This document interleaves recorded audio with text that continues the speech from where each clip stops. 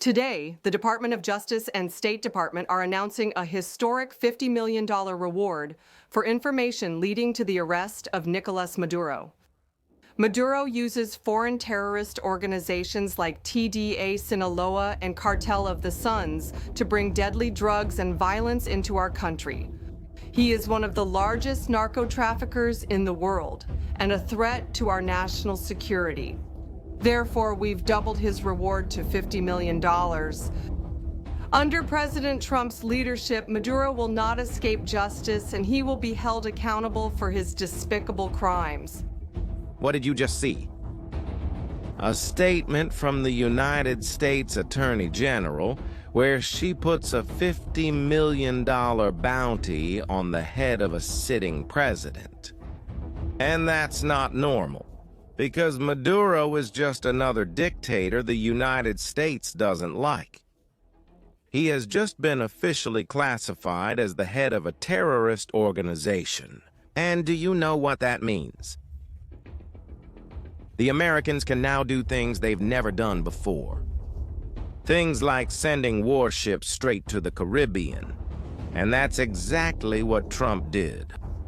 Destroyers, surveillance aircraft, a full-scale operation happening right now in the waters near Venezuela. In the middle of this tension, all of Russia did something very, very strange.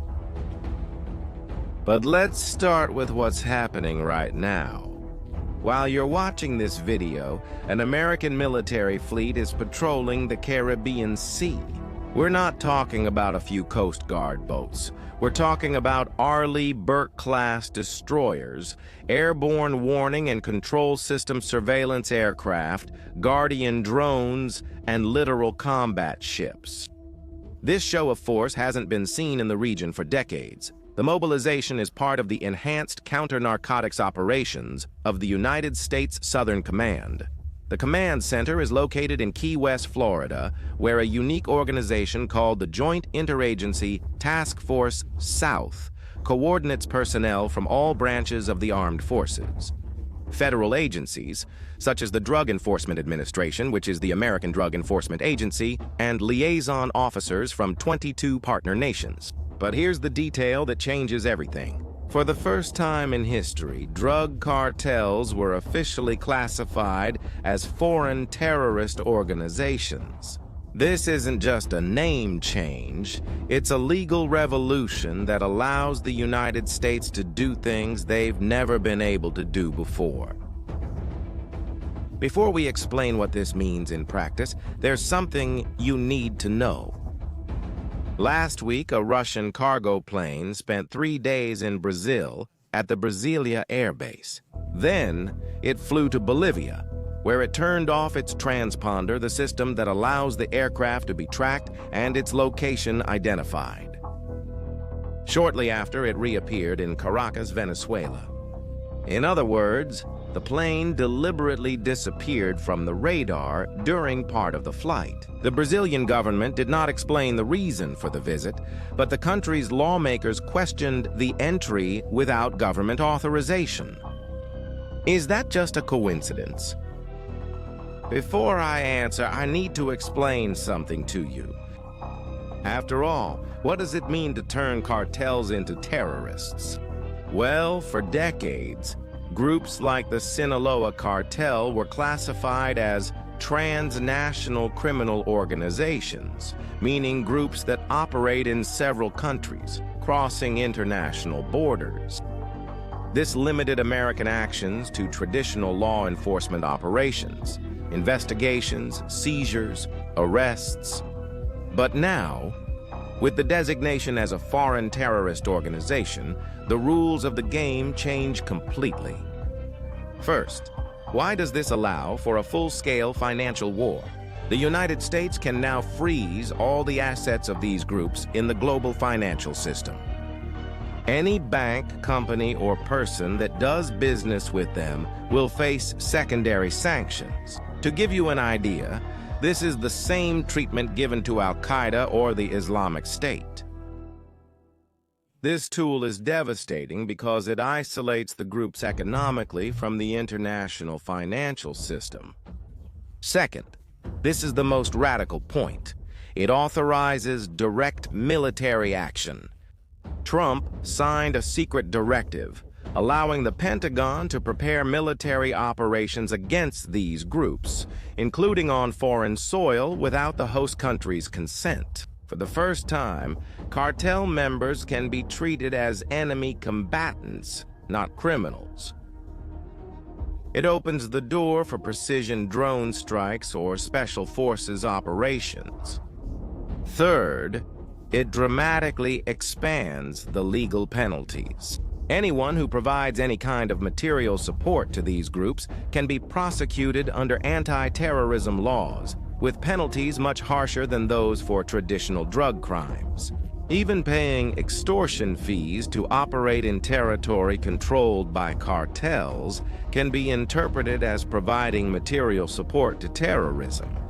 But after all, who exactly are these new terrorists? Look, the first target is Sinaloa, among Mexico's oldest and most powerful criminal groups. Its roots go back to the late 1980s when the powerful Guadalajara cartel broke apart after its leader was arrested. From that split, the Sinaloa faction was born, which grew rapidly during the 1990s. Founded from the ashes of El Chapo Guzman's empire, the cartel is now divided between two warring factions. The Old Guard, led by Ismael El Mayo Zambada, a discreet operator who has never been captured, till mid-2024. And the violent young man known as Los Chapitos, Sons of El Chapo. Internal rivalry fuels violence in their territories, but it hasn't stopped their operations from expanding around the world. What makes Sinaloa especially dangerous is its adaptation to the synthetic drug market. While they continue trafficking cocaine, they have become the main producers of fentanyl for the American market. Using chemical precursors from China, they operate clandestine labs in Mexico, producing a drug 100 times more potent than morphine. Just so you know, an amount smaller than a grain of salt can kill a person. And even worse, it's much more profitable and easier to smuggle than plant-based drugs. The second target is entirely different. The Los Soles cartel from Venezuela is not a traditional cartel. It's a diffuse network of military officers and corrupt government officials. The name comes from the sun-shaped insignias on the uniforms of Venezuelan generals. Analysts describe it as a structure without a clear hierarchy, loosely organized, that works more like a network of corrupt individuals using official positions to facilitate trafficking. But what makes this accusation from Trump so important? It means, in other words, that the entire country has become a narco-state. And in that sense, Venezuela would not just be a transit point for drugs, but rather an operational base protected by the state for international cartels. According to the Americans, this network is led by Nicolas Maduro himself. And now, do you understand why they put such an attractive reward for his capture? The third group in their sights is perhaps the most disturbing. The Aragua train started as a prison gang in Venezuela, but it spread like a virus throughout South America, following the routes of Venezuelan migration. Under the leadership of Héctor Niño Guerrero, the gang consolidated power inside the Tocaron prison, which served as their headquarters, complete with a swimming pool, zoo, and nightclub. Unlike traditional cartels focused on drugs, the Aragua train operates a diversified criminal model. Human trafficking for sexual exploitation, extortion of migrants and businesses, kidnapping for ransom, robbery, murder. They take advantage of vulnerable migrant communities who are afraid to turn to local authorities. Their expansion was driven by the Venezuelan humanitarian crisis, which forced millions to migrate. Now, do you want to know how the countries in the region reacted to this American military escalation? I'm sure you'll be surprised by the answer. Mexico, a crucial partner of the United States in the fight against cartels, responded with diplomatic firmness. President Claudia Sheinbaum was categorical. There will be no invasion of Mexico.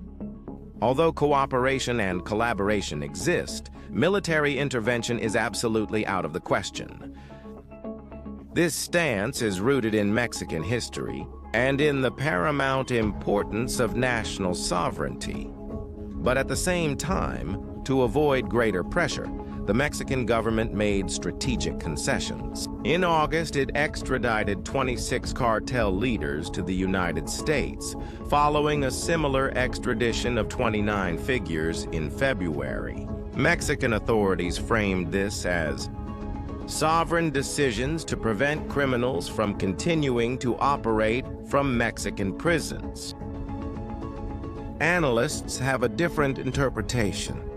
They believe it's a concession to avoid more aggressive actions, such as trade tariffs or military intervention.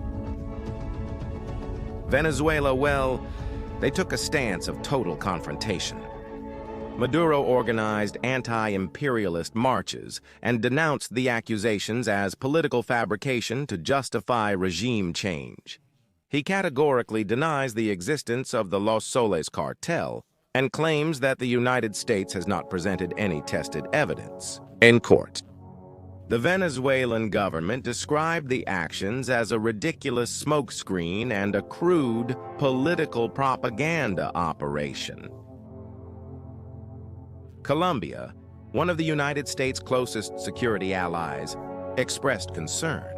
President Gustavo Petro warned that any non-consensual military operation would be seen as an act of aggression against Latin America and the Caribbean. The central question remains, will this strategy work? I need to tell you that the official numbers are impressive. In just 12 weeks, the operation resulted in the seizure of 120 tons of narcotics and over 1,000 arrests, with an estimated value in the billions of dollars. Trump announced these results as proof of the success of the new approach. An outstanding international campaign. This operation together resulted in the introduction of more than 120 tons of, does anyone know how much that is, of narcotics? That's a mass of billions and billions, and the arrest of more than 1,000 traffickers. These actions denied the cartel billions, several cartels billions and billions. Preveniu a perda de inúmeras vidas americanas, cujos resultados vimos nos Estados Unidos. In a single 4-day period in May, our courageous Coast Guard men and women stopped 3 narco submarines packed with poisonous drugs, keeping thousands of pounds of lethal narcotics off of our streets and off of our city. However, an analysis by a government oversight agency, which acts as an internal audit for Congress, revealed a serious problem. The Department of Defense did not measure whether the operation actually worked, and has no plan to evaluate it in the future. In other words, they set goals, but didn't create a way to measure whether they are achieving those goals. This criticism hits on an old problem with military operations against drugs, something they call the balloon effect. When you squeeze a balloon in one place, it bulges in another. If they increase patrols in the Caribbean, traffickers simply change their routes. They go overland through Central America, take longer routes through the Pacific, or hide drugs in legal commercial shipments. The cartels are extremely adaptable. They see seizures as just part of the cost of doing business. Like a company that already factors in taxes and losses, the profits are so huge that they can easily absorb those losses. History shows us that even when tons of drugs are seized, it hardly affects the price on American streets, much less the purity of the substances. It's that old story. As long as there are people wanting to buy, there will always be someone selling. Remember the mysterious Russian plane we talked about earlier? So, Right during this escalation of tensions between the United States and Venezuela, a Russian military aircraft, sanctioned by the Americans, took a strange route. It departed from Moscow, went to Algiers, Brasilia, Bolivia, and landed in Caracas, the Venezuelan capital. It stayed hidden for 3 days at the Brazilian airbase, turned off its transponder during part of the flight to disappear from the radar, and did not declare its destination. The National Civil Aviation Agency confirmed that the Russian company didn't even have valid authorization to operate in Brazil, since it expired in April 2023. The timing of this raised a lot of suspicions. It happened a day after Lula, the Brazilian president, spoke on the phone with Putin. Lawmakers questioned why the plane entered without authorization from Congress. They recorded cargo movement at the public terminal, but that doesn't mean there was no activity in the military area of the base. The Brazilian government also gave no reason for the visit. This suggests that the conflict in the Caribbean is much bigger than just a simple war on drugs. It could be a new chapter in the already tense relations between the two superpowers, with Brazil caught in the middle of this mess. But then, what does all this mean? As you can see, turning cartels into terrorists has completely changed American policy toward Latin America. It replaced decades of cooperation, even if imperfect, with direct confrontation and pressure. The immediate results are impressive. Tons of drugs seized, hundreds of people arrested, and a powerful display of military force.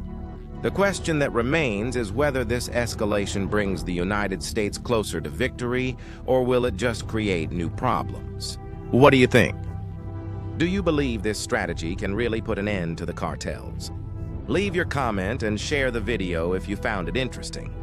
If you want to stay up to date with analyses like this, subscribe to the channel and turn on the notification bell.